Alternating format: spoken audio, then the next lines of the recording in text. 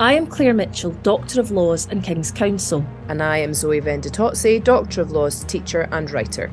On the 8th of March 2020, International Women's Day, we launched the feminist Witches of Scotland campaign. The Witchcraft Act, in force between 1563 and 1736, saw thousands of people, mostly women, accused and executed as witches in Scotland, in the country's biggest and most brutal miscarriage of justice.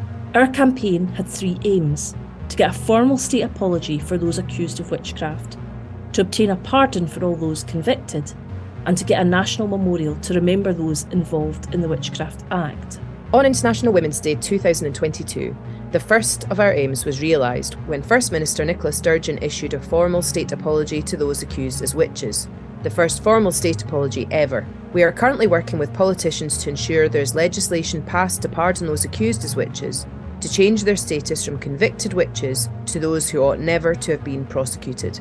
We continue our work to obtain a national monument so those who suffered will never be forgotten. Join us as we speak to the experts on the witchcraft trials, both here in Scotland and further abroad, as we explore the history of women in Scotland and continue the cultural conversation of what it means to be a woman. Hello, and welcome to the Witches of Scotland podcast. Claire, I feel like we should have had more of like an American vibe for tonight because it's only blinking episode 66. Oh, that's right. That's dear. very poor. Very poor. I thought actually better like the number, almost the number of the devil. Exactly. I was saying you're 1/6 off the number of the beast. I swear in front of all that is holy, Claire, if we end up doing 666 episodes of this podcast, I will be incandescent. We can't, no. We're not going to make it to treble six. No, we're not. No. Not. Is that a promise? Or that's a problem. I think David editing this is also just shouting no. David. So we are on episode 66. Yeah. Are we having a moment's silence for episode? Having a moment's silence for our life. Look, we've looked at we took our file of faxes and we looked at how many people we're still to speak to, and I reckon 100. See, that is such an amateur mistake to make there, Claire, because now you've set a number. It's never going to be 100. What, never as much as 100 or not as little? Oh, it'll be more than 100. It's bound to be more than 100. We're not going to... Anyway, let's move on before despair sets in. We've had a few nice things happen recently, haven't we? And one of them was last Friday when we went down to the National Portrait Gallery and we were part of this really cool event that was called Alt Burns. It was their Friday night mixer. And we were invited to come down and give a little 15-minute talk with slides of pictures that in some way linked to the collection at the National Galleries. And we were on with various people. There was music by Quiney. There was a talk by Ashley Douglas, who is a multilingual researcher, writer and translator. We were super interested in actually what she did because she was talking about Marie Maitland, who was a 16th century poet, wrote loads of poems. She described her as Scotland's Sappho, so it was really cool. And her work survived by being put in a book. And there's a quote here. The poem is one of the very earliest, if not the earliest, example of Sapphic verse in Europe in any language since Sappho herself. Quite a remarkable claim for both Scots and Scotland. Maitland's father actually worked for King James VI, and she had brothers too. So we're researching the Maitlands to see if they had any input into the witchcraft trials. And we've got some really cool ideas that we've been talking about with Ashley. There was also some brilliant poetry about the links between Burns and the transatlantic slave trade and some discussion around that. And it was a total sellout event. And we got to talk about really Burns' portrayal of witches in Tam O'Shanter. And I put forward my PhD thesis, which is that Burns is responsible for Halloween sexy witch costume choices. And I'll not be taking any questions on this at this moment. She won't be taking any questions on it at this moment because we probably won't be able to work out backwards how we got to that point in our stream of consciousness. No, I remember. Yes. So Burns describes coming upon the coven, and he comes upon all the folk that are the witches, that are stereotypical witches, the hags, the descriptions of old women, wizened, etc., all those stereotypes. But then he sees the young, beautiful Cutty Sark, which is AKA Hot Witch. Hot Witch. And she's dancing about with her short skirt burling around her Cutty Sark. And you said that he was the inventor of Hot Witch. Hot Witch, because despite the fact that he's seeing literally the devil playing music for a whole bunch of really scary witches, surrounded by corpses holding candles, dead babies, scimitar, lawyers' tongues, priests' hearts, weaponry, blood, guts, all the rest of it. What does Tam do? Tam is so taken with Hot Witch that he shouts to her, instead of thinking, how can I save my life and immortal soul? And thereby explores the amazing sexual power of Hot Witch. That's my favourite line in Tam O'Shanter. He shouts out, "Well done, Cutty Sark, and in an instant, all was dark." Exactly. We've all been there. I'm full Scottish here because the heating's broken down in my flat. So I'm sitting with a tartan shawl around me. I feel very, very post-Burns and alt-Burns. Can I just tell everyone my favourite bit of the event that we went to? I mean, I did enjoy everyone's talk, and I really, really loved Ashley's story about Marie Maitland as a poet, and hopefully we will hear more about that in the future. What I enjoyed most was when Zoe took the microphone, so he knows what's coming, and said to a group of lovely, lovely people who'd all come to the portrait gallery, "Are there any fifers in the room?" And then when two people sort of feebly, gently put up their hand to describe there was fife, Zoe shouted and made a power to the people sign, "Fife for life," and punched the air, which I loved. It was just it was a moment where three people from Fife came together. It was beautiful. It was a beautiful moment. And let's move on. So Claire, that aside, yes, what are we talking about as well today? Well, we have got to talk about women, not witches. Yes. So when we were at the event on Friday night, we spoke to Ashley, and we found out that the father of Marie Maitland, the poet, was in fact involved with James VI. And I reckoned that there would be a possibility that he might have been involved in some way in the witchcraft trials. So I looked to the Survey of Scottish Witchcraft to see if I could come up with the name Maitland. And I did find the name Maitland, but only in relation to women who were accused of witchcraft. So I haven't looked at the commissioners, and I haven't looked at the interrogators yet to see if their names come up as Maitland. But certainly in relation to people accused of witchcraft, there were two Maitlands. So I thought today I would tell you about those. First off, there was Janet Maitland, or Janet Maitland. We hear about her mentioned in the trial of Elspeth Knox in 1678. Elspeth Knox named her as one of her collaborators. We don't really know anything very much more about Janet. It's only through Elspeth we come to know of her name at all. But she says that Elspeth, along with Janet, met together with another woman. They met at a hilltop in the area, and Elspeth Knox described the devil as a man. She said that he carried out the demonic pact, and when she had sex with the devil, he was heavy like a horse. Unfortunately, we don't know the outcome of the trial of Elspeth Knox, or indeed what happened to Janet Maitland. Heavy like a horse? Yeah, well, a horse is very heavy. I'm not like doubting the veracity of a horse's weight. It's just more like that description's just really, Yeah. Ugh. It's not great. I don't like it. No. At all. No. Let's move on. Sorry. Thank you. Thank you for not liking it and bringing it all to our attention and allowing us to pause for a minute on it there.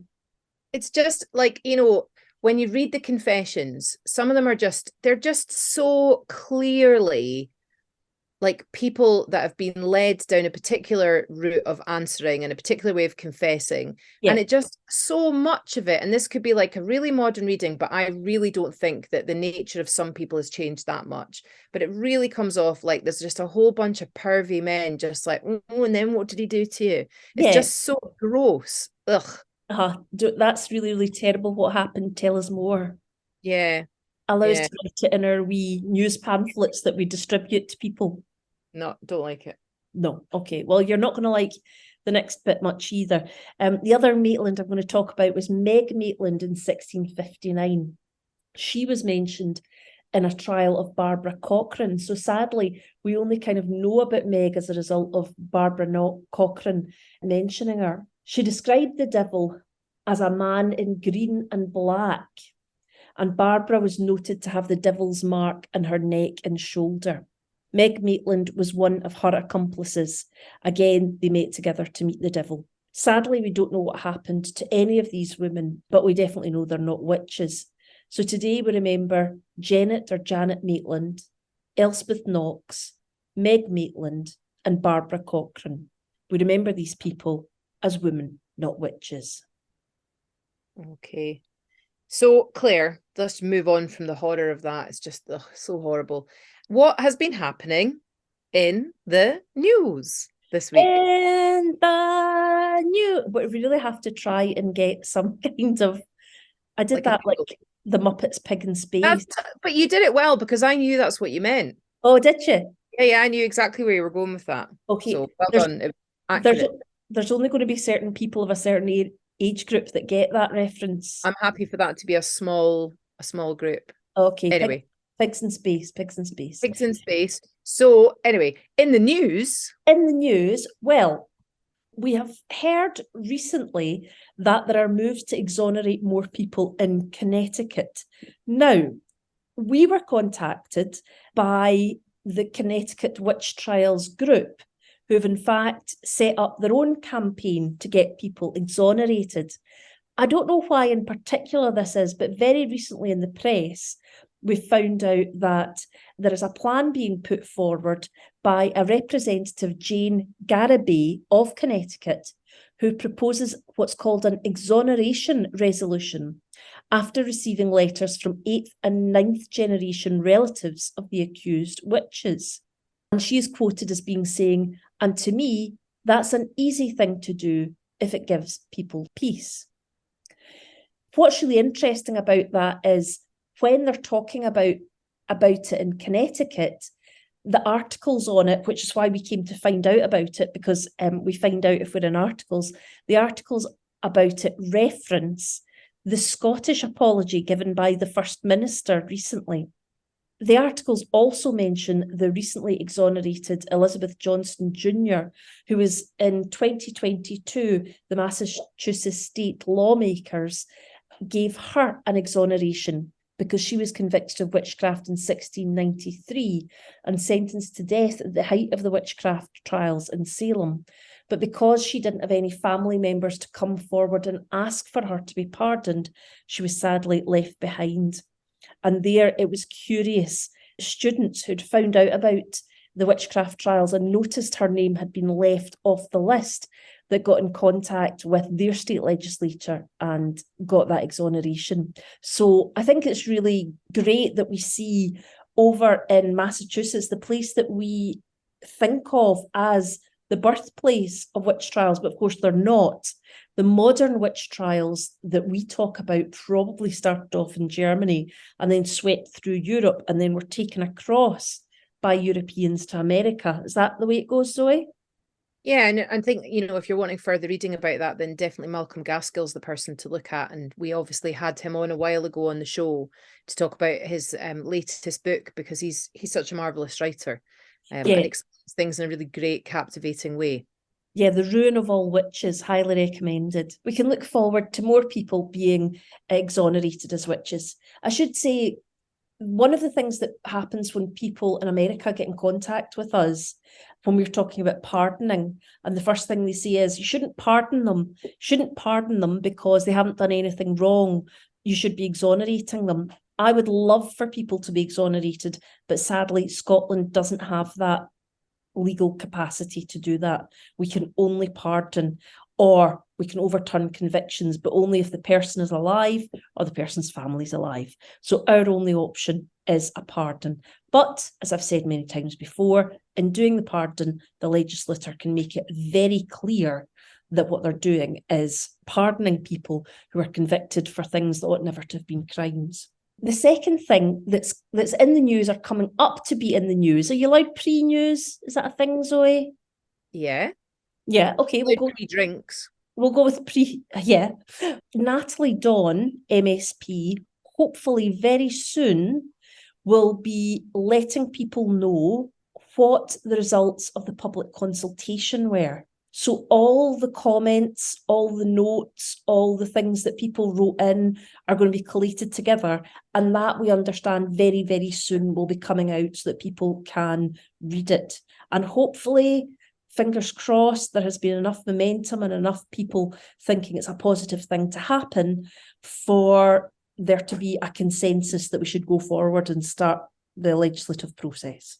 That's cool. And then we'll obviously be reporting on that extensively when that occurs.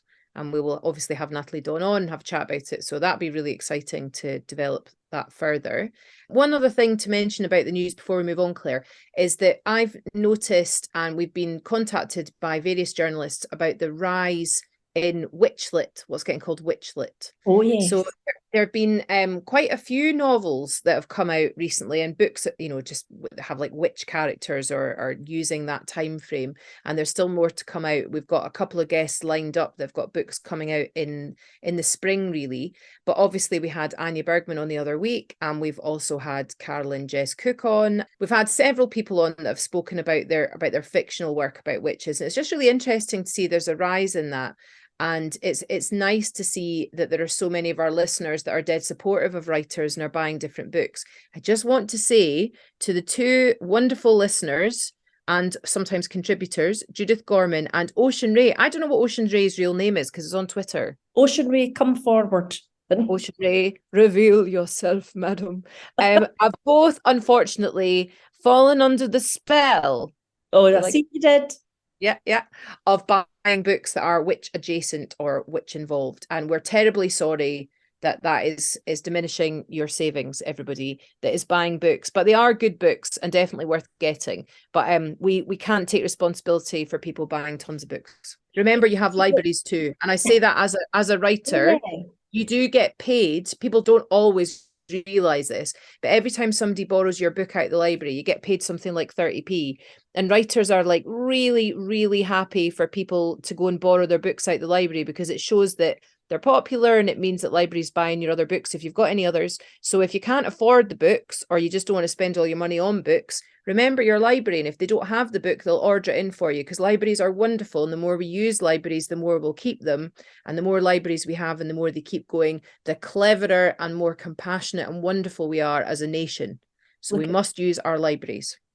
That was an impassioned speech there, Zoe, and absolutely spot on. Zoe, we also are in the market of buying books as a result of a conversation we had this week. Oh, so excited. My book's not arrived though. My book's not here yet. Has yours come? No, my book's not arrived. So what happened was Zoe and I were sitting, may have been a little hungover, and we were sitting having breakfast. That makes us sound like we're constantly together all the time. We'd been at the National Portrait Gallery, and I said to Claire, put the tea's made on, darling, and make me a little cuppa there. And she said, okay, Ernie. And she turned the tea's made on. She pushed the dogs off the bed, and she preferred the tray. Are you Bert if I'm Ernie? I can't remember whether I'm getting mixed up between Bert and Ernie or Morecambe and Wise. Yeah, that's Enoch and Ernie, isn't it? Uh-huh. Yeah. Okay. That wasn't what was happening. We were actually in a Greek restaurant. Yes, we were. Outside, not wearing our pajamas, wearing actual clothing. Yes. The Greek restaurant was inside, we were outside. Yes. It transpires that both Zoe and I were both fundamentally very influenced by Gothic type tales when we were a kid. And Zoe said, you know, there's this book that I had as a kid and I was really scared of. I mentioned the book during the talk, the Burns talk the night before. Did you? That was one of my many digressions. I was probably still trying to get over Fife for Life. Maybe I didn't miss it. was a 15-minute talk, Claire. Thanks. So I'd mentioned the book the night before because although I didn't get taught anything about witches, I did have a really strong sense of Scotland as like a spooky place, as a place where like weird things happened. And it was because of one particular book. So you and I were talking about it the next day over lunch. Yeah. And we found out that your book was still in stock. And we also found out that the book that I had as a kid, which was the Reader's Digest Book of Strange Stories and Amazing Facts, which has not arrived yet, but that had a lot of spooky tales in it. The reason that we're mentioning this is in the episodes going forward, there may be a section called Strange Stories and Amazing Facts. Oh, I love that. Where Zoe and I... But the idea that we have a section of the show that is that. That's so exciting. Talking about the stories that inspired us as a kid. Although I have to say, and I don't know whether or not it was just the fact that it was morning and Zoe was ordering her book, but I launched into a long story about one of the stories that I remembered and it just petered out into silence because Zoe was deep in concentration ordering her own book. It's got nothing to do with the fact that I'm not a very good storyteller. No, it wasn't that. It's just that it'd taken me right back to when I read that book, and it just shows like the amazing power of books that you read when you're a kid, and like the transformative, again, I'm going back to libraries and books again, but the transformative power of that, you know, it can really, it's just amazing to me that you can read a book when you're like maybe 7 or 8, and it can fundamentally change how you think about books. You know what I mean? And about life. My book is called Scottish Ghost Stories. Oh, it's not actually coming to the 14th of February. That could be my gift to myself. Your Valentine's Day present to yourself. You've just given a present to your own inner child, Zoe. I have. I think it's coming from America. That's really annoying. I thought I'd get it sooner. Anyway, that I think you'll probably find will be in the news at a later stage when we both get our books. Oh, it will. It will indeed. It better live up to my child brain. Anyway, sorry. So that's the news, I think. Is there any more news? No, please God, let's move on. No further news. Okay. So with that, I'm going to introduce today's guest, right? So our guest today is somebody, again, talking about Twitter, who we first met on Twitter, who posts loads of interesting stuff. So it's Lorraine Murray. Now, she's an archivist at the Watt Institution in Greenock and at the Glasgow Academy in Kelvinbridge. She's an art and architectural historian and is interested in monuments and walking around graveyards, as well as all things weird and wonderful. She's definitely one of our type of people. She's been researching the witchcraft cases in Inverclyde for the last few years, and hopefully at some point will publish her findings, in which case we'll get her back again. But she's a fascinating guest. So welcome to the show.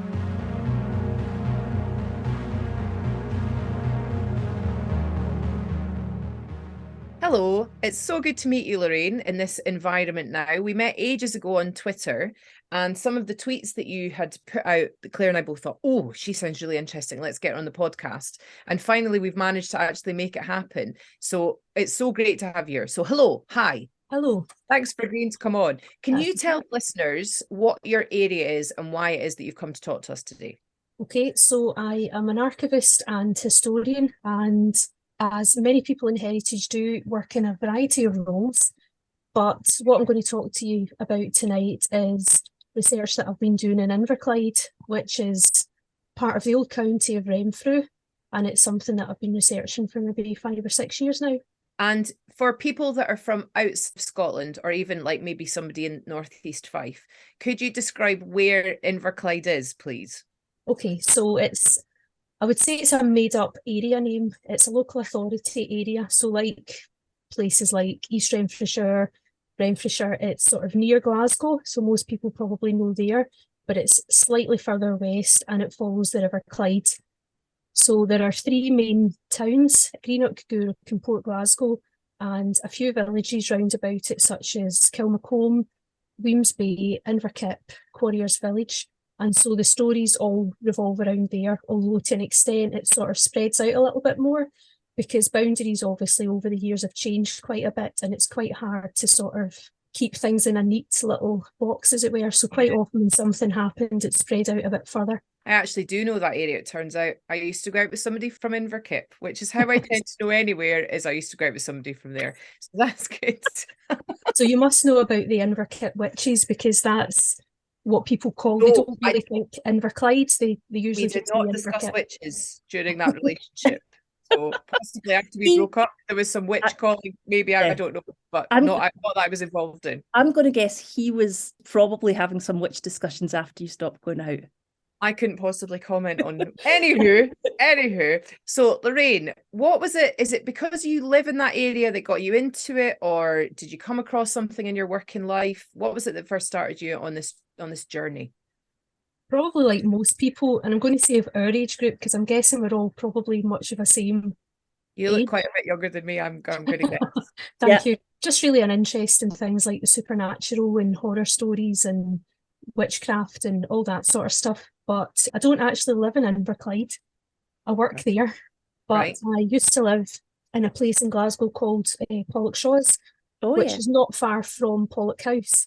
And when I lived there, one of the things that I knew about was the Witches of Pollock. That's quite a big story in the area. A few years later, I moved into East Renfrewshire, which is quite close to Paisley.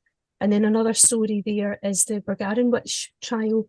And as it turns out, that's one of the ones that got me started on this journey, because when I came to work in Greenock a few years ago, I realised that a lot of the people involved in that case came from kind of further afield, so places like Greenock and Kilmacombe particularly, and this is part of Inverclyde. So this is kind of the story that got me interested in researching it a bit more seriously, rather than just a kind of general folklore interest. And how did you go about researching it? Before we ask you what your researchers told you and to tell us the story, how do you do that?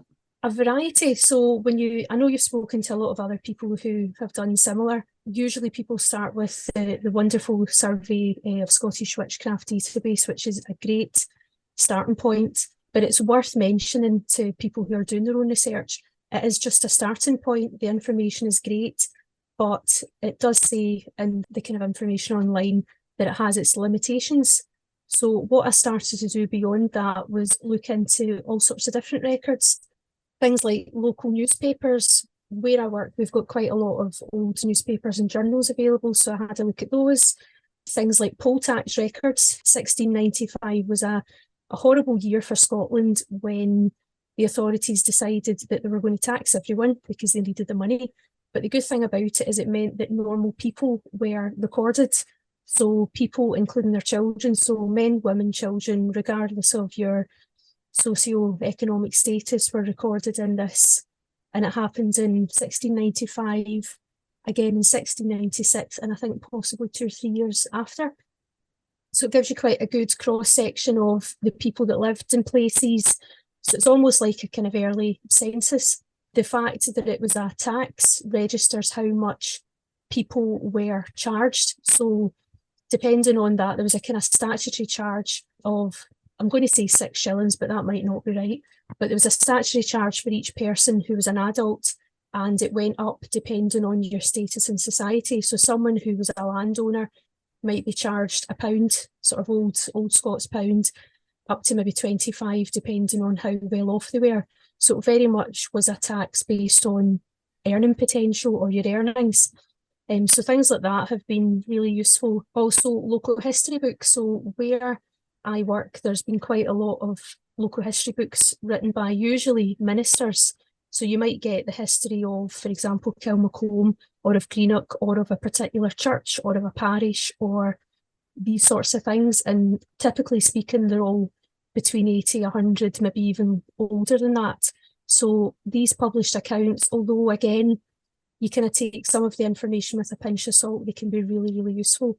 So just really a mixture of all sorts of things. Parish records have been difficult to come by, particularly for this area, and I have a bit of a theory about it.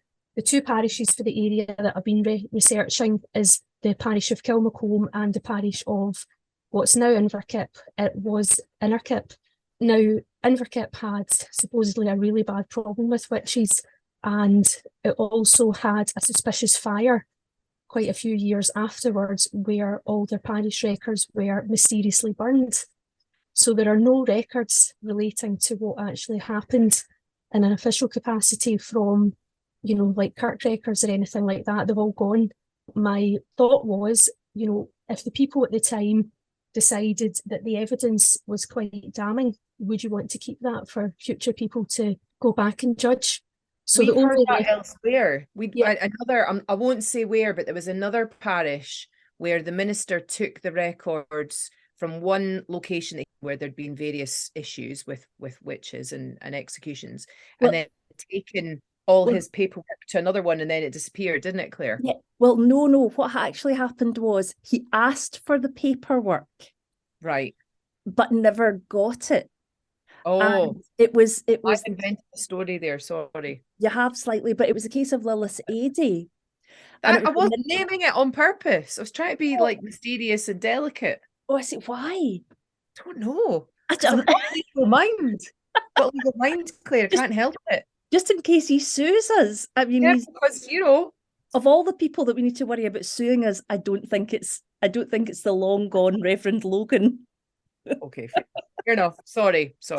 But no, that was a theory that Doug Spears had as well about the Reverend Logan, that as time went on, people became a bit embarrassed about the witchcraft trials because views changed and they realised these people probably weren't witches. So effectively it was an embarrassment. So there's other people out there with the exact same theories as you, Lorraine. Well, thanks so much for talking us through the various things that you look at, because I think it's always really helpful for the listeners to know where you're able to get the information. But can you tell us about your researches? What did you discover? Well, one of the things that I found really interesting was the amount of serial cases that happened in the area. So people tend to talk about, as I said, the witches of Inverclyde. And to a degree, that's not quite true. There were cases in Inverclyde, but it wasn't just in Inverclyde, it was in the wider community. But when they talk about the witches of Inverclyde, they usually refer to one serial case in 1662, but there are actually 5 serial cases in the area within a sort of 70 or 80 year timescale, which I think is quite extraordinary because it's not a huge area and it's not a huge period of time either. And in terms of names, I've come across more than 90 individuals, although I'm estimating that the amount of people that were involved is certainly more than 100. And again, for this area and the amount of time and the size of the area, I think that seems quite a lot. So my interest was really why would it be that this happened repeatedly and in a cycle every so often? You know, why did it keep coming up again? And so one of the things that I like about your podcast and your campaign is I think it's given people with a similar interest a chance to come together and speak to each other. So off the back of that, I've actually met, or usually online, spoken to some of the other people that's been doing research. Mary Craig, for example, we had a good chat one day and gave her my theory about why this area was so bad for witchcraft cases. And I wanted to kind of put it to someone who'd done similar research. And I was delighted to find out that she completely concurred and had come to the same conclusions herself. In Inverclyde, or at the time Kilmacombe and Inverkip, there were a few people in the clergy that were particularly zealous. And I think that that's pretty much the reason that it was so bad here. Now, obviously, if you read any history book or really anything on the subject, they'll tell you that it's a mixture of sort of combined reasons, which of course is true. All sorts of things like, you know, kind of changes in monarchy, changes to politics, issues with famine, issues with poverty, all sorts of things like that was going on. You had things like the Little Ice Age, you had all sorts of terrible things going on. But I think that the thing that just tipped over the edge a little bit here were some of the people in the clergy. And there's a few that I've found that sort of stand out. So I thought I'd tell you a little bit about these men, because what I have found as well is out of the 90 or maybe 100 people who I've managed to find that were accused in the area, similarly to the national average, it's in the region of maybe 16-17% were men and the rest were women. So it does follow the national average. And again, it does also follow what's called the witchcraft panic. So the dates where there seem to be widespread witchcraft cases to an extent, Inverclyde follows that too. So it seems quite typical. But the ministers that I wanted to talk about, the first one was a guy by the name of the Reverend John Hamilton, who was the minister in Inverkip between 1626 until 1664. Now, for 38 years, this man was the minister, and he dictated to everyone in the area what they had, what to do. He was their moral standpoint. Everything that was done came to his attention. We don't really today think of ministers in the same role as they had then. Yeah. Their power went through all parts of people's lives, is that right? Yeah, basically, I mean, depending on what time in history it was, it kind of, some points were worse than others, but during the time of his ministry, certainly it was during the time where they took interest in everything that went on. So they pretty much ruled the area, and because Inverkip at the time was quite rural and far away from places like Glasgow, and obviously even further away from Edinburgh, a lot of what happened there was down to the kirk. The other types of authorities didn't really have much to do with the area, or didn't really have much sway. So anything that went on, it was the minister who really ruled the area. So if you didn't go to church, if you were drunk, if you were in a fight, any of these things he would know about, and you would be called to answer for it. And at the point when he was there, they weren't just sort of misdemeanours, they actually became offences that the kirk was in the position to not just chastise you for, but to actually do more about it. They became the church court. So this guy has a bit of a reputation for being a terrible one for witch hunting. He is known to have tortured illegally. There's records in the Privy Council where somebody actually complained about him, which I think's a wonderful document.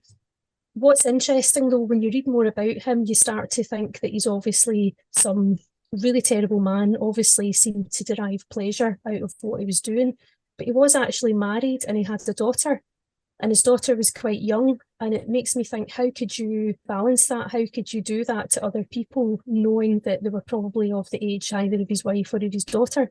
Was it just simply, I mean, obviously when speaking to other people, they said the ministers really believed that what they were doing was God's work. Yes.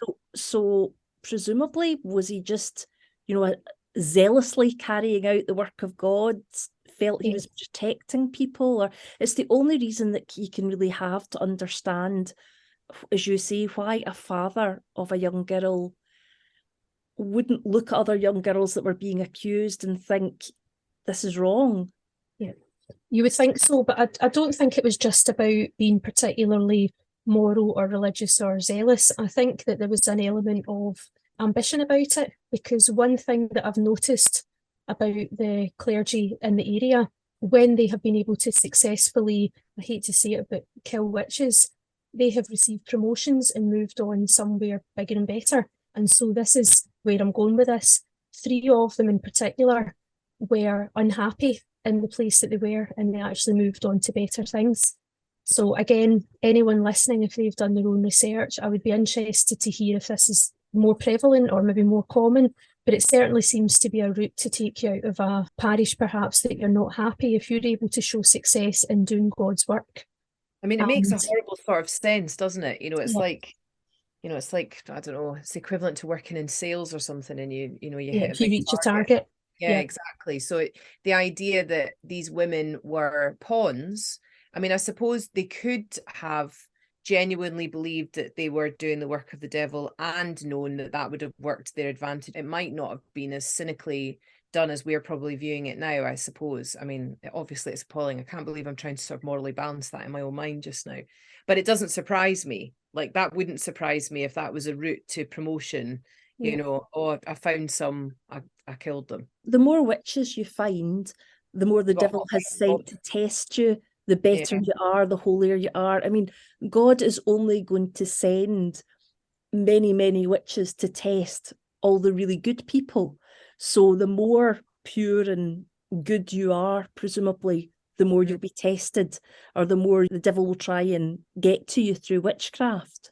So I've talked about the parish of Inverkip. The other big parish in the area was Kilmacombe, and the minister there, who I would say was equally as bad, is a guy by the name of James Brisbane. Now, the Brisbane name's quite interesting in the area because he was not just an average guy. His father was the superior of Bishopton, which is an area quite nearby. So what tended to happen in those days, you know, if your second son wasn't your heir, you couldn't pass on the title and the land and the house and things like that to him. So what quite often happened is that they would go into the ministry, and that's what happened with the Brisbanes. So usually one would be the heir to the estate and the heir to the title, another would be a doctor and another would be a physician, maybe some other jobs perhaps as well. But the Brisbanes, the two Brisbane brothers who crop up quite a lot in two of the big serial cases. One is James Brisbane, who was the minister at Kilmacombe, and the other one is his older brother, Matthew Brisbane, who was a physician in Glasgow, although from Bishopton. Now, James Brisbane, there's a lot in the local Kirk records and things that you can find on Scotland's People on the virtual volumes that you can find online.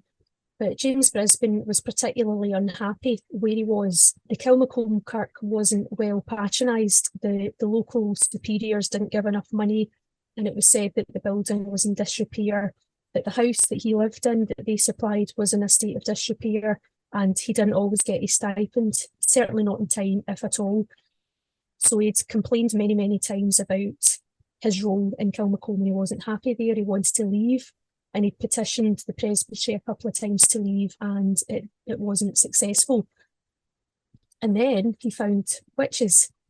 So this is where I'm going with the idea that, you know, doing something like that and being successful in that area would actually lead to career advancement. And that's exactly what happened for James Brisbane. At the end of the stories here, he actually got moved.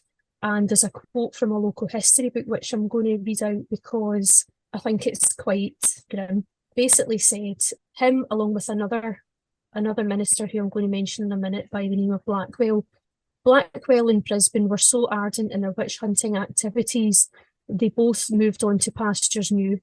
Blackwell moved to Aberdeen and by 1710 had become the Professor of Divinity. Brisbane was so highly thought of, he was given 2 transfer options but chose to go to Stirling as second charge. Blackwell and Brisbane were described as particularly zealous in their witch hunting activities, and it was claimed that the problem of witches in Renfrew disappeared altogether once both the men left the area. Incredible, isn't it? Could read that 2 ways. It could be that it stopped because they left the area and they weren't accusing anybody, or it could be because they did such a brilliant job of ridding the area of witches that they never came back again. Now, can I press you, Zoe, on which one you think's more likely? I think with my experience of life, I'm going to guess it was the first one, that they had gone away. I'm just, you know, I just like to have a balanced legal option for things. You know, thank goodness for that. I was about to start thinking that the whole point of the podcast was sliding away. No, but you know, you see it all the time, don't you? I mean, not specifically necessarily with witch accusations, although arguably that is happening in the world, and this probably is part of the psychology behind it. But people, particularly, you know, I'm not saying all men, but often it is men that are in positions of power, goad each other almost. And there's a kind of a, you know, who's going to outdo who. So you could completely imagine, you know, sort of pop psychologist that I am, that they were kind of outdoing each other. Brisbane and Blackwell, how many have you got? How many have you got? And they'd both be vying for opportunity and advancement, especially as spares, not heirs. The point, I think, is if you're already looking for witches, you'll find them. And they were looking for witches, but in doing so, in no harm to their career. So they're obviously going to be more likely to believe that there was a witch if that was going to benefit them at the same time. Yeah. There's maybe someone screaming at the thing saying, no, you've got it all wrong. These men were just really good men. For a podcast, we're all looking we're all tipping our head to the side. I'm too polite to just say bollocks to you, but bollocks to that, literally. So has more come up during your research that's horrified you? Yeah, so I've picked out a few sort of individual people to talk about because there's something about each of them that's sort of, I say interesting, and I feel dreadful saying that because it's awful, but I mean, we've discussed that so many times on the podcast, the sort of the push and the pull between realizing it's absolutely horrifying, disgusting, blood curdling, so on, but also the fact it is really fascinating to think that people did and do these appalling things, and trying to understand what is going on in their heads and socially, I think that is really interesting.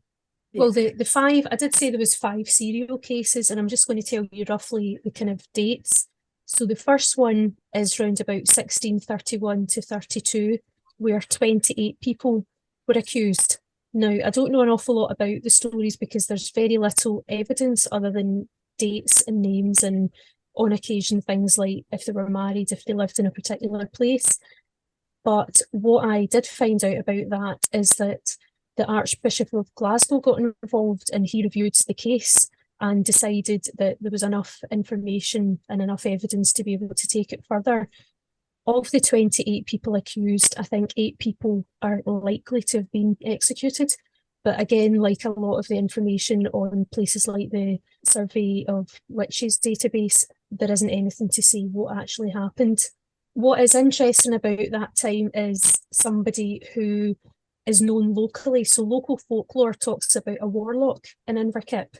And I wanted to tell you a little bit about this guy because, again, a lot of the time it's usually female witches, but the most famous witch in Inverclyde is actually a warlock by the name of Old Dunrod. So it was actually a real person. It's sort of written into folklore now, and people probably even up until the 1970s or 80s would sort of describe him to their children as if he was the bogeyman. Don't do this, or Old Dunrod will come and get you. But he is actually a real person. So his name was Alexander Lindsay, and he was the 11th laird of Dunrod, which was in Inverkip, not far from Argowan. He's always referred to as the last of Dunrod, so he didn't have any children, although he was married. But I haven't been able to find out much about his life other than his, and I say witchcraft accusations. He was never formally accused, but he was known locally as a warlock, and there's some real amazing stories which are, probably nonsense, but some of them are quite interesting. But what I find interesting about it is he was a Catholic. And the other thing that I found in the area, quite a lot of the people who were accused and probably executed, I believe, were Catholic. And I think that's another kind of thread to this, why the clergy were quite keen to get rid of him. That's something we haven't explored in depth. We're hoping to get somebody, in particular a historian, to speak to us about that. But that's certainly something that's really interesting that we haven't touched on before. So thanks for highlighting it. Some of the local families, when you start to do research into this area, you start to get the same surnames and the same landowners, sort of the son, the next one. And the Lindsay family was quite a sort of well-known name. There aren't a few. We've got the Maxwells, we've got the Stewarts, we've got Montgomerys. There's lots of them, and they were all fighting with one another all the time. It was just feuding all the time about something. So there's that too, but quite often it was because of money, it was because of land, it was because of someone wanted to marry their daughter into this family and it didn't work, all sorts of things.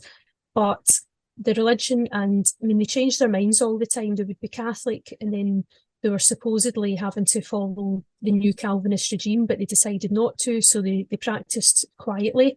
But then other people knew that, or then they would change their mind because they became royalist. So they changed their allegiances all the time. But at this point anyway, Lindsay of Dunrod, the family were Catholic, and I wonder if that's one of the reasons that he ended up with, not having such a good outcome, let's just say. So he was related to another local family, the Semples of Lochwinnoch, who were Catholic too. And Alexander Lindsay became bankrupt in about 1620. He had to sell all his estates, and he had quite extensive estates in the area and out with it. Another place called Crossbasket. So he ended up becoming homeless and sold all his estates. But people knew him to be a warlock because he became homeless, and as a way to look after himself and earn money, or rather obtain money, was to say that he was a warlock and that he would put a spell on you, or if he would, if you were a sailor coming into the area, because this was a coastal area, there was a lot of fishing going on, he would say to the sailors, buy a charm and I'll make sure that you're safe. Or alternatively, if you don't buy me something, I'll curse you. So he became known as a warlock, and the reason that he said that was because he was one of the gentry, so he couldn't possibly be a witch. Because the other interesting thing is the term witch and warlock wasn't really a gendered thing to an extent the way we see it now. So witch would be a term that could be used regardless of gender. But quite often some of the men were self-appointed warlocks because they were trying to use it as a way to sort of show their superiority. And in this case, he called himself a warlock. But there's a sort of rhyme, if you like, that people tell to their children. And it's still something that's kind of said to children now. But again, it's sort of folklore, so it's a really, really long rhyme, but I thought I would read out the first 4 lines. In Aldkirk the witches ride thick, and in Dunrod they dwell, but the greatest loon amongst them all is Auld Dunrod himself. Auld Dunrod was a gusty carle, as ever you might see, and gin he was no a warlock wicht, there was nane in the Hale country. So the rhyme goes on to tell you everything that happened to him and his downfall. But as I said, I think it's quite an interesting story, and it dates to round about the first serial case, because although he wasn't officially accused, people knew him to be a warlock, and he was known to associate with the women who were. So out of the 28 people, he would have been involved and knew them and sort of lived amongst them. But he managed to get off because he was part of the gentry, or formerly, and also because he was a man. That is incredible. I've never heard that story before. So thanks very much. That's the first time I've heard that. Is it possible that he was what they would describe then as a charmer? Like he didn't say that his powers came from the devil, and so that's one of the reasons he could try and distinguish himself. I think so, because some of the other stories that I have, there's 2 other men particularly who are described as charmers who were actually accused and came under view of the church authorities. And one of them was a guy by the name of John Dougal. So he was also from Inverclyde, and he called himself a charmer. And there's some great sort of stories, there's information on a few different places about how he used charms to cure illnesses, but it wasn't just in people, it was in animals as well. There are some interesting stories about how I won't go into detail, but apparently he had a method to cure frigidity in men. So that's quite an interesting... I didn't know that men ever got called frigid. I thought that was an entirely gendered word. What? No. You're rocking my world here. I didn't realise that. Well, tell us more. Well, I don't know all the details, but it involves using a strap of it. Oh gosh, it sounds terrible. As long as it's not a box of penises, because we've only got Zoe to just stop talking about them now, so we don't want it brought up again.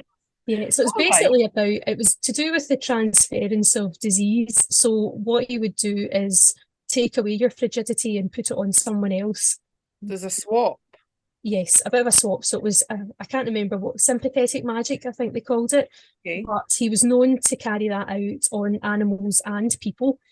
And it turned out that he came under the view of the authorities because he tried to heal a girl, but he was unsuccessful, and the family complained that he didn't do the job. So I don't know if they paid him, perhaps.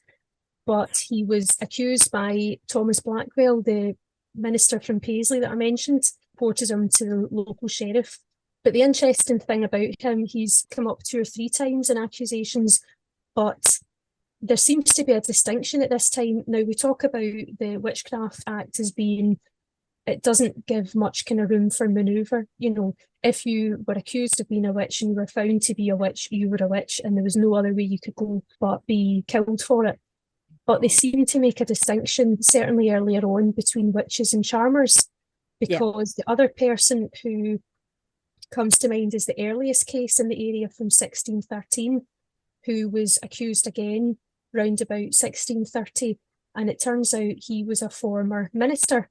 So we're talking about the other ministers, but this guy actually was a minister by the name, funnily enough, George Semple, who may well have been related to the family that I talked about, the kind of local landowning family. Now, he was a minister, and apparently he wasn't a very good minister, and people complained about him all the time, but he was accused of doing things like reading books that were not the books that a minister should be reading. Apparently he was accused of tearing out pages from a Bible, all sorts of things that the local parishioners didn't like. And so we were talking about how the minister put everyone under scrutiny, but it seemed to work the other way around too, because if the local parishioners didn't like the minister, they would report him to the presbytery. Just as much as they were being watched and told what to do, they would also scrutinise the person who was meant to be looking after them. So this is what happened in the case of George Semple. He was accused of not being a very good minister, brought to the attention of the presbytery, and then accused of witchcraft. I think probably because they didn't like him and he wasn't great at it. And do you know what the accusation was? What was it about, ripping pages out of the Bible? Yeah. So basically they said that he was in league with the devil because he ripped pages out of the Bible, and that a good, honest, moral minister would never do such a thing.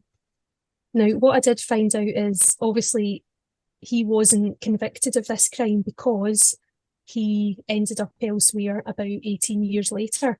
But what tended to happen is if they were found guilty of something, they used it as this fantastic term, being put to the horn, which basically means that you were told to leave the area and you had to go elsewhere. So what you tend to find with these people is you'll find them in one parish, and then a few years later you'll find the same person in the next parish or the next parish again, because they keep being told to move on because of, usually accusations, or because people don't like the fact that they found out that there was an accusation before. So he moved on to Killellan, which was close to Kilmacombe. That was the nearest parish, and then eventually moved on to Paisley. He never was killed, but in the second time when he was accused, the lady who accused him and was accused with him was executed, but he wasn't, and I'm sure it's because he was a former minister and probably part of this large family. So again, it's interesting how the men can be, I'm not saying categorically across the board they're treated differently, but from what I found out in the local area, they seem to have been treated differently. That story about the minister, that's the first time I think I've heard a story of a minister being accused of witchcraft and then being banished for it.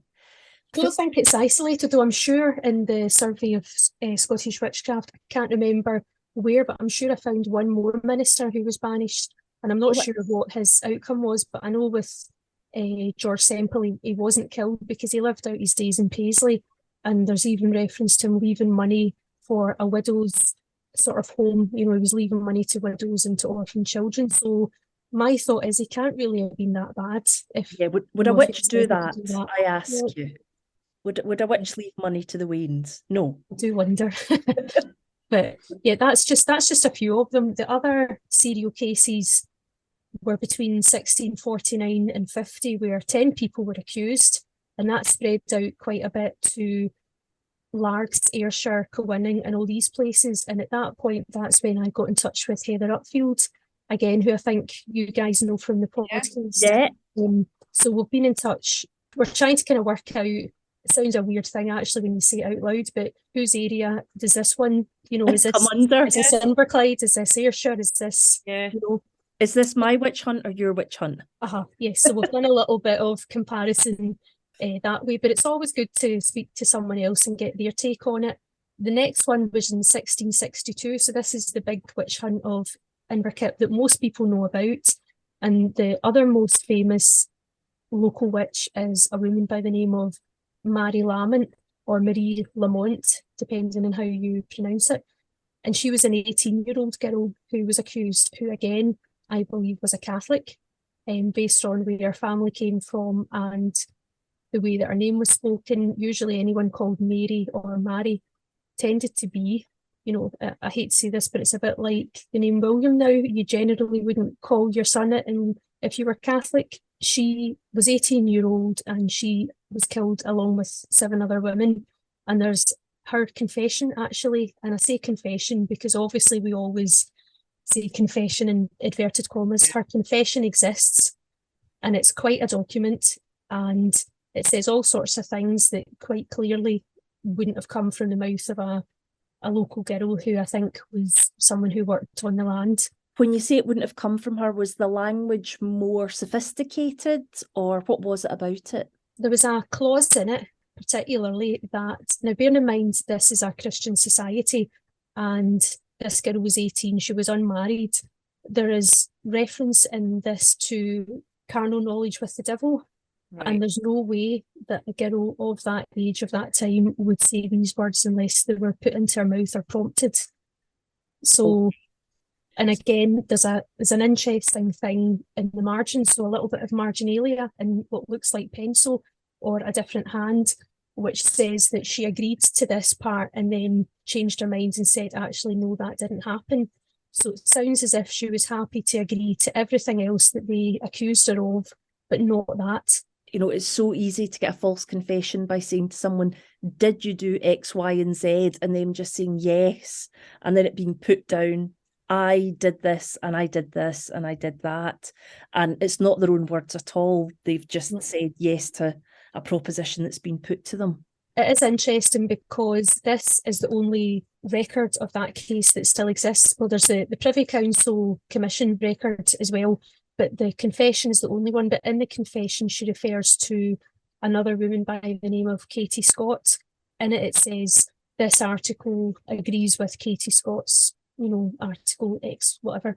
But that doesn't exist. So it refers to other documents that would have existed and would all have been used, presumably, at trial, but no longer exist. And it just really shows us how ephemeral, if you like, some of these records are. And the fact that we know anything at all is quite amazing, that things from so many years ago still exist and that somebody has thought it was important enough to keep.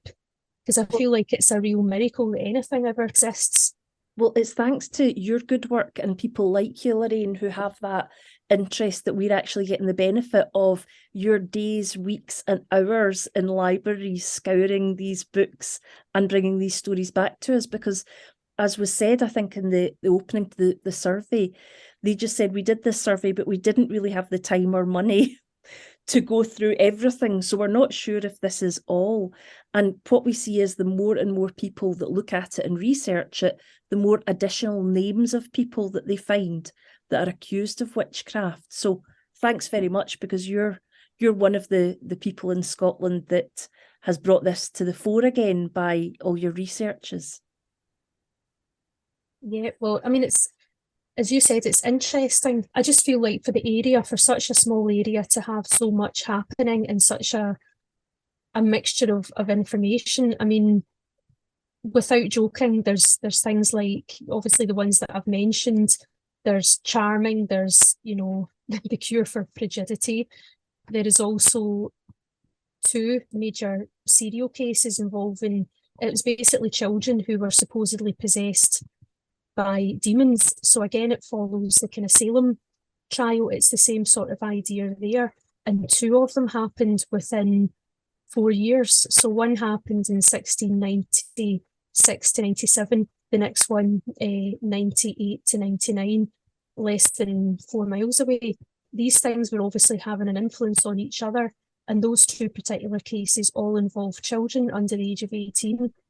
The first one's probably the most well-known. People call it the Paisley witches, but it's actually the Bergarin witch case because it's in Erskine rather than Paisley, although they were executed in Paisley.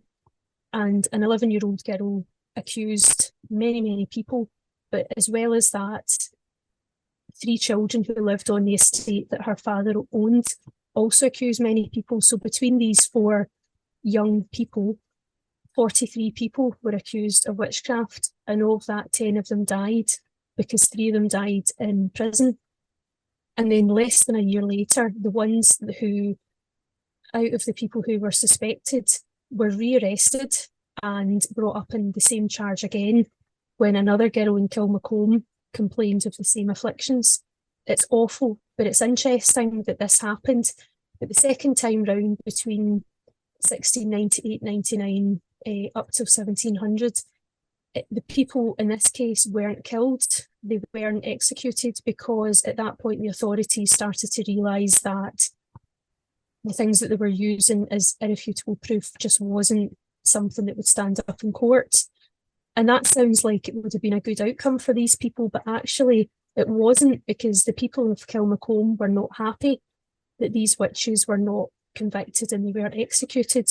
And mob rule took over, and quite a number of them were killed anyway. If you think about this in 1699 and 1700, that seems really late. Absolutely, for extrajudicial killings of witches, that's really late. You know, and there's loads of things like at that point they also carried out pricking. There's a really terrible story. I think it's 1697. There was a girl in Bargarin case, and her name was Martha Semple, and she was 18 years old. She lived with her parents, and her mother was a midwife. So we talk about midwives, it's a bit of an old wives' tale, but in this case, her mother was a midwife, and because of that, she was accused, because people thought that for a woman, the fact that she was intelligent and, you know, could hold her own and was really quite a bright and smart woman didn't go down too well with the male authorities. So they obviously thought that she was up to no good. But because of association, her daughter was also accused. And this girl was 18 years old and described as extremely pious. Both of them were, to the point where they would go to different parishes and go and listen to different ministers in different parishes. So they didn't just go to their own parish, they actually travelled about, because they were obviously particularly devout people. So this girl by the name of Martha was accused, and it was decided by one of the clergy to have her pricked, which hadn't been done in the area for at least 20 or 30 years. So much so that nobody knew what to do. They didn't know where to get a witch pricker or what kind of tools to get, or, you know, how to go about it. But they decided anyway, yes, let's get a pricker. We really feel that this would give us the proof that we need. So they decided to prick all the people in this case at Bargarin, and, well, 20 of them. But one of them, this girl Martha, was stripped naked. She was shaved. She was pricked on more than one occasion by several of the commissioners and several of the clergy.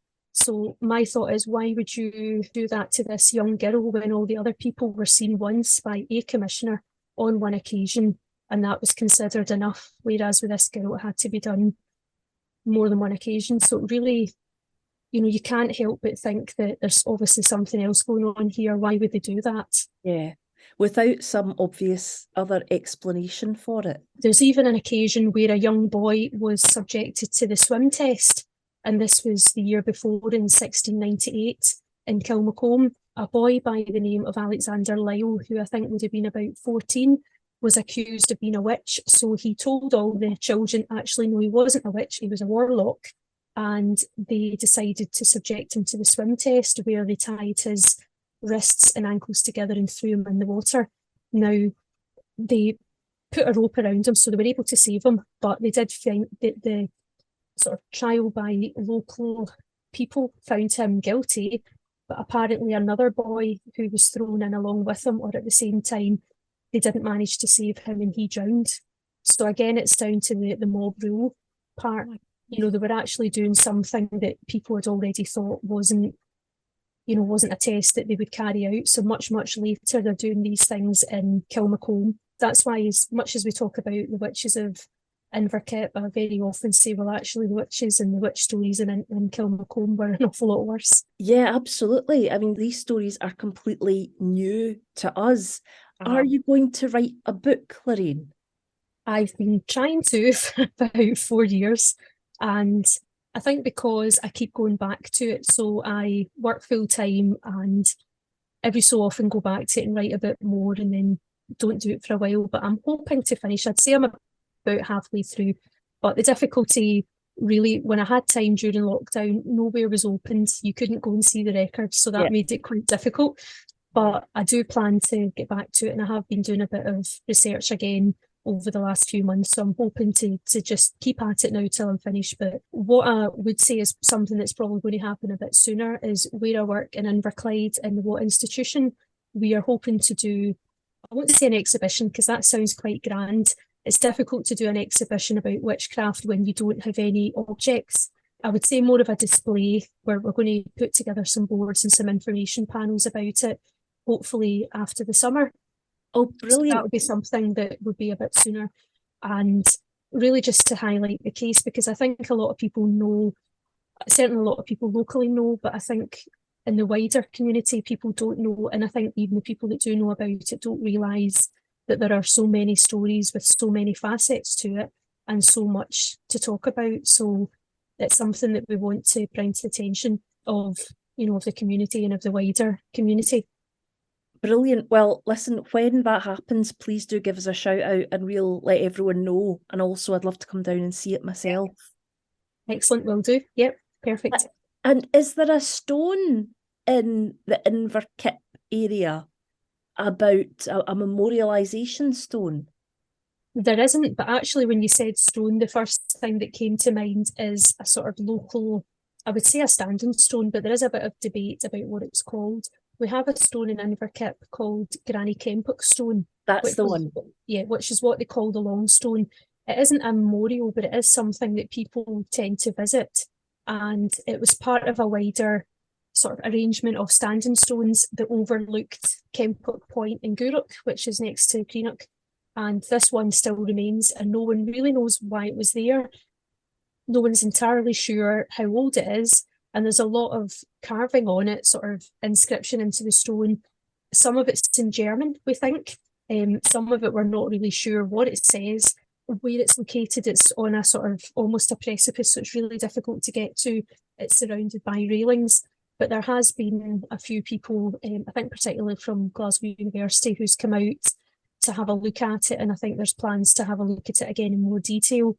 But the story goes that Granny Kempock, because of the shape of the stone, almost looks like a hooded old lady. And the sort of traditions that go with it, years ago, if you were a fisherman or, you were going to sea, you would go up to Granny Kempock and walk around, and hopefully Granny Kempock would give you luck and keep you safe when you go out to the water. The other thing apparently that used to happen is couples, when they got married, would hold hands and circle the stone and dance around her to bring good luck to their marriage. So there's all sorts of associations, but it's tied in with the witchcraft trials because the 1662 story, the one where Mary Lamont was involved, in her confession it says that she planned to raise a storm and that she was going to throw the long stone into the water. And the long stone that is referred to is the stone Granny Kempock at Kempock's Point, which is still there. Wow. So it's always associated with witchcraft. So it was referenced even that early on by Mary or Marie Lamont or Lamont. Yep. That's fascinating stuff. Well, Lorraine, we are so grateful to you for coming and giving us an absolute whistle-stop tour through the witches of your area. I think anyone listening in that area will be really, really keen to go along to find out everything that you've got on that. And it's just whetting the appetite basically for you to get on and get that book done so we can all buy it. I know, thank you. I will endeavour. I'm hoping to get it done this year, but we'll see. I said that last year, but fingers crossed. You're recorded now, the podcast's seeing it, so there's an expectation at this stage, Lorraine. No pressure, no pressure. Well, thank you so much for joining us. We really appreciate it. You're welcome, thank you, and it's been nice to see you both.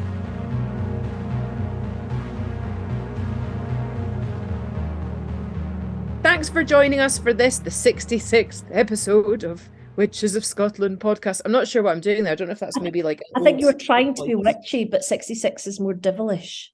Yeah, it is. Yeah. No, I can't do it. No. Thank you for joining us again. And join us next time for another thrilling episode, bookended by us wibbling on. But in the meantime, please do reach out and contact us. I must apologise also. People have been contacting me on Insta and I'm not good at keeping up with the DMs in Insta. So what people sometimes do, Zoe, is they sometimes tag us because they've shared something of ours, but they only stay up in reels for 24 hours. So I maybe get to it 2 days later. I don't know what they've tagged us in. So my apologies if I haven't got back to you, but if there's anything in particular that you really want us to see, please do let us know. There was a sort of spate recently of people joining us on Instagram. I think we've got about 7,000 people on it. And and there were some really, really nice shout outs by people who are recommending us on podcasts. So please do remember that if you do enjoy the podcast, please do let other people know. Please share the podcast. Please recommend it. And one thing, if we could ask you to do, we do this for free. We don't ask anybody for money. We want to just let people know these stories.